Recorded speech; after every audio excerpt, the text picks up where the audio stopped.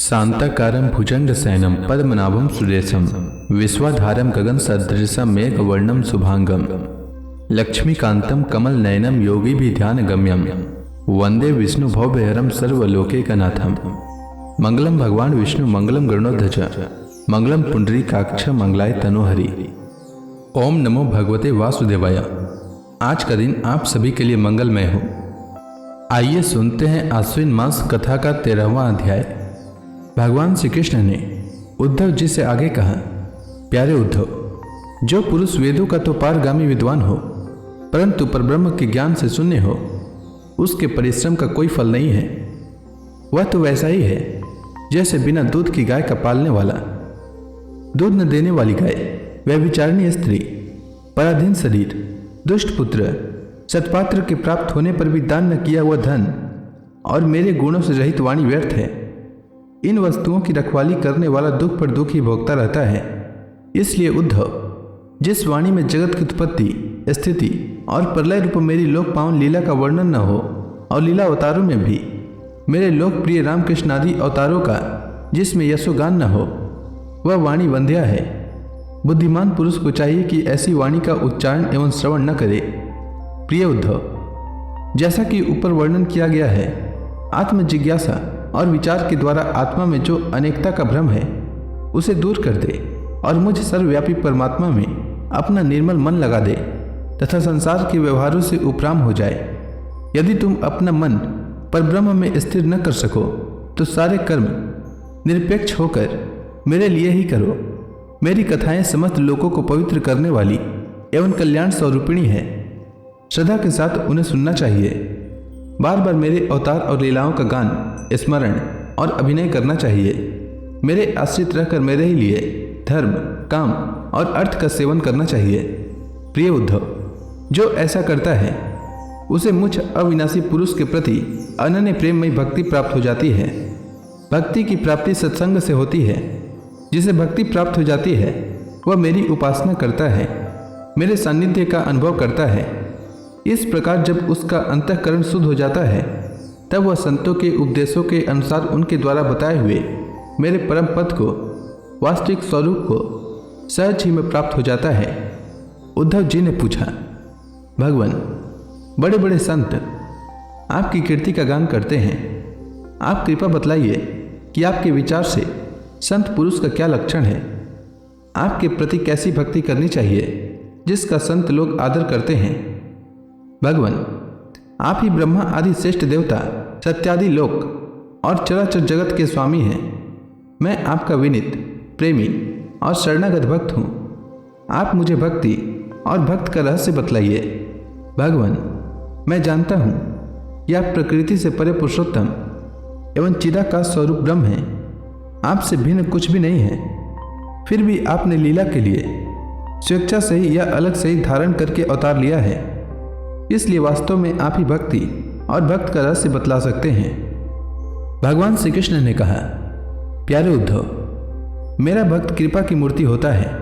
वह किसी भी प्राणी से वैर भाव नहीं रखता और घोर से घोर दुख भी प्रसन्नता पूर्वक सहता है।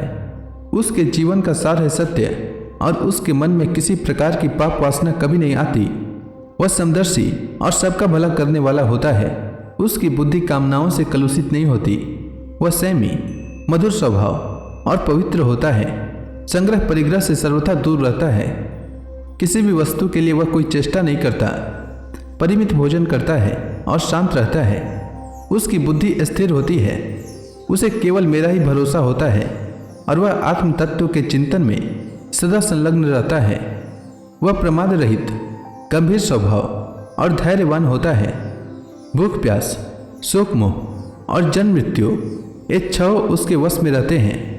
वह स्वयं तो कभी किसी से किसी प्रकार का सम्मान नहीं चाहता परंतु दूसरों का सम्मान करता रहता है।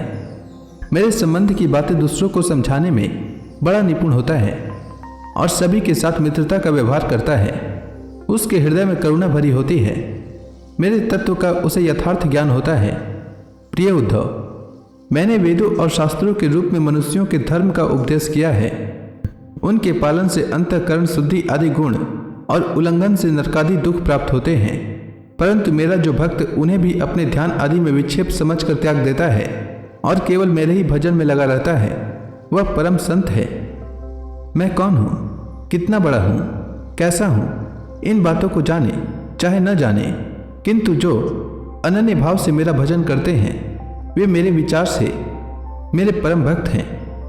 प्यारे उद्धव, मेरी मूर्ति और मेरे भक्त जनों का दर्शन, स्पर्श, पूजा, सेवा, शुश्रूषा, स्तुति और प्रणाम करे तथा मेरे गुण और कर्मों का कीर्तन करे। उद्धव, मेरी कथा सुनने में श्रद्धा रखे और निरंतर मेरा ध्यान करता रहे। जो कुछ मिले वह मुझे समर्पित कर दे और दास्य भाव से मुझे आत्मनिवेदन करे।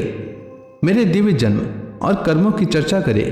जन्माष्टमी, रामनवमी आदि पर्वों पर आनंद मनावे और संगीत, नृत्य, बाजे और समाजों द्वारा मेरे मंदिरों में उत्सव करावे।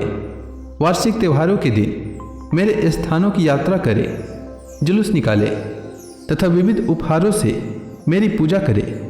वैदिक अथवा तांत्रिक पद्धति से दीक्षा ग्रहण करे, मेरे व्रतों का पालन करे, मंदिरों में मेरी मूर्तियों की स्थापना में श्रद्धा रखे। यदि यह काम अकेला न कर सके तो औरों के साथ मिलकर उद्योग करे। मेरे लिए पुष्प वाटिका, बगीचे, क्रीड़ा के स्थान, नगर और मंदिर बनवावे। सेवक की भांति श्रद्धा भक्ति के साथ निष्कपट भाव से मेरे मंदिरों की सेवा शुश्रूषा करे, झाड़े बुहारे, छिड़काव करे और तरह तरह के चौक पूरे। अभिमान न करे, दंभ न करे, साथ ही अपने शुभ कर्मों का ढिंढोरा भी न पीटे। प्रिय उद्धव, मेरे चढ़ावे की अपने काम में लगाने की बात तो दूर रही, मुझे समर्पित दीपक के प्रकाश से भी अपना काम न ले।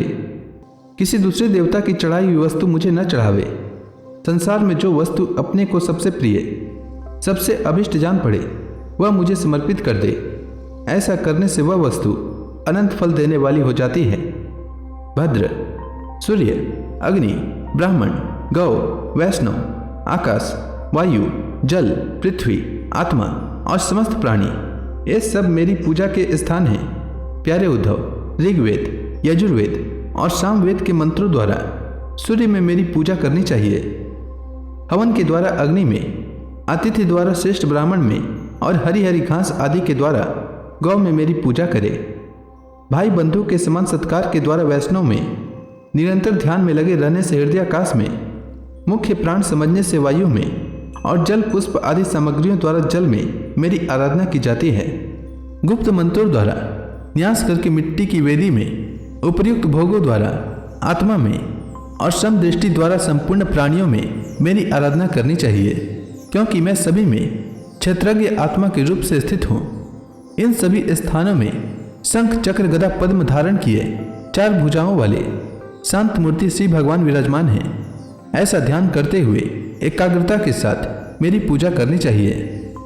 इस प्रकार जो मनुष्य एकाग्र चित्त से यज्ञ आदि इष्ट और कुआं बावली बनवाना आदि पूर्त कर्मों के द्वारा मेरी पूजा करता है, उसे मेरी श्रेष्ठ भक्ति प्राप्त होती है और संत पुरुषों की सेवा करने से मेरे स्वरूप का ज्ञान भी हो जाता है।